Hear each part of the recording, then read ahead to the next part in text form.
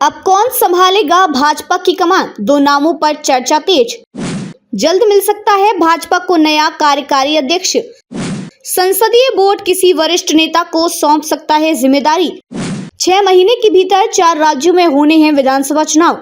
JP Nadda के राज्यसभा में नेता सदन बनाए जाने के बाद भाजपा को जल्द ही नया कार्यकारी अध्यक्ष मिलने की अटकलें तेज हो गई हैं।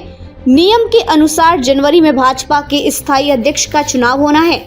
तब तक के लिए पार्टी का संसदीय बोर्ड किसी वरिष्ठ नेता को कार्यकारी अध्यक्ष की जिम्मेदारी सौंप सकता है।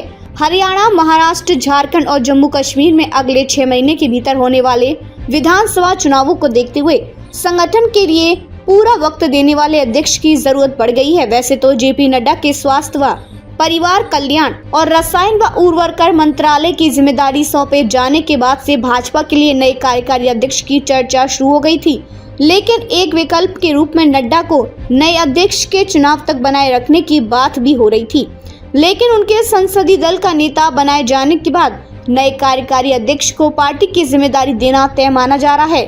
ध्यान देने की बात है कि 2019 में तत्कालीन अध्यक्ष अमित शाह के सरकार में गृह मंत्री बनने के बाद जेपी नड्डा को कार्यकारी अध्यक्ष की जिम्मेदारी सौंपी गई थी और 2014 में राजनाथ सिंह के गृह मंत्री बनने के बाद यह जिम्मेदारी अमित शाह ने खुद संभाली थी।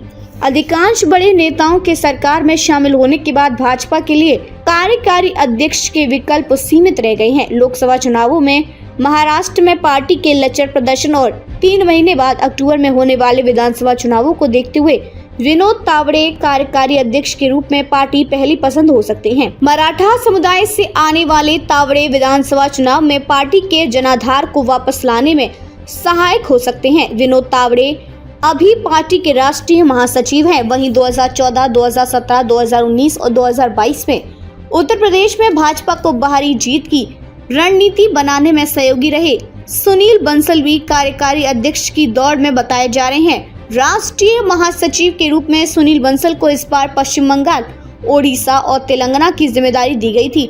पश्चिम बंगाल में भाजपा पिछले प्रदर्शन को नहीं दोहरा पाई और 1/3 सीटें कम हो गयी, लेकिन उड़ीसा में भाजपा पहली बार सरकार बनाने के साथ साथ 21 में से 20 सीटें जीतने में सफल रही। इसी तरह से तेलंगाना में भाजपा की सीटें दुगनी हो गई। वैसे उच्च पदस्थ सूत्रों की माने तो पार्टी का शीर्ष नेतृत्व संगठन में मौजूदा अहम चेहरे के अलावा किसी नए चेहरे पर भी दांव लगा सकता है।